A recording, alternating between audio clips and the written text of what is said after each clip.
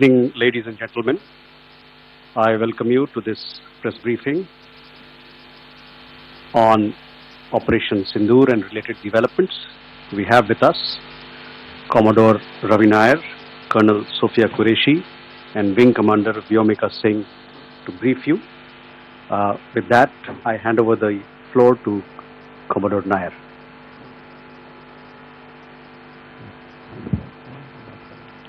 Good evening, ladies and gentlemen. As the Foreign Secretary had said, you're aware there's an understanding that has been reached to stop all military activities at sea, on the air and on the land. And the Indian Navy, Indian Army and the Indian Air Force have been instructed to adhere to this understanding. Since the tragic events at Pahalgam, you're aware that our responses have been measured and very responsible. Details of these have been shared with you over the past few days through our various press briefings. What has also happened is that there is a significant amount of misinformation that is being undertaken from the other side.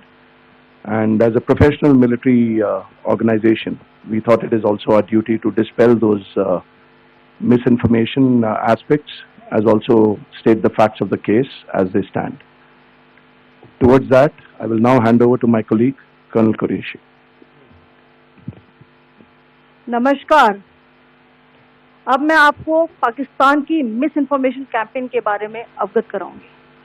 पहला, पाकिस्तान ने यह claim किया कि उसने अपने JF-17 से हमारे S-400 व ब्रह्मोस मिसाइल बेस को नुकसान पहुंचाया, जो कि बिल्कुल गलत है। दूसरा, उसका ये भी मिस इन्फॉर्मेशन कैंपेन था कि हमारी एयरफील्ड, जो कि सिरसा, जम्मू, पठानकोट, बठिंडा, नलिया और भुज में है, ये उसका मिस इन्फॉर्मेशन भी बहुत गलत है। तीसरा, पाकिस्तान के मिस इन्फॉर्मेशन कैंपेन के मुताबिक हमारे एम्यूनिशन डंप्स जो चंडीगढ़ और बियास में है, उसका डैमेज हुआ, यह भी बिल्कुल गलत है।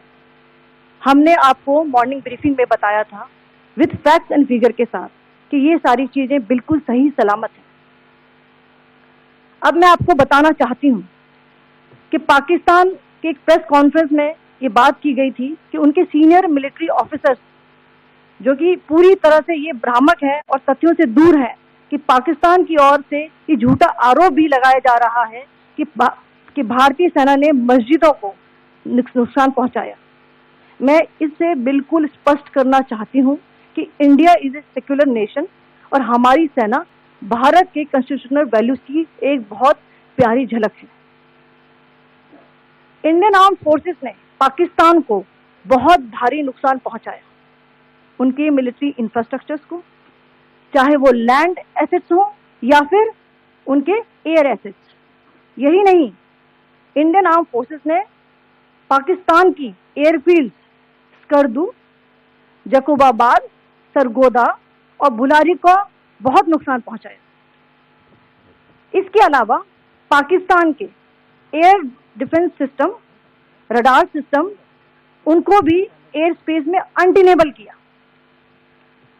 यह भी बताना चाहती हूँ कि लाइन ऑफ कंट्रोल के पास पाकिस्तान के command and control, logistic installation और उनके मिलिट्री इंफ्रास्ट्रक्चर, मिलिट्री पर्सनल का इतना भारी नुकसान हुआ कि पाकिस्तान की ऑफेंसिव व डिफेंसिव कैपेबिलिटी को नष्ट कर दिया गया। अंत में मैं फिर से ये बात दोहराना चाहूंगी, इंडियन आर्म फोर्सेस पूरी तरह से तैयार है, सतर्क है और भारत की संप्रभुता और अखंडता की रक्षा के लिए पूरी तरह से कमिटेड है।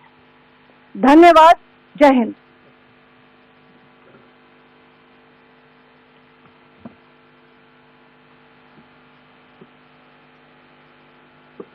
Several attempts were made by Pakistan on spreading a misinformation campaign, as we have seen for the last few days.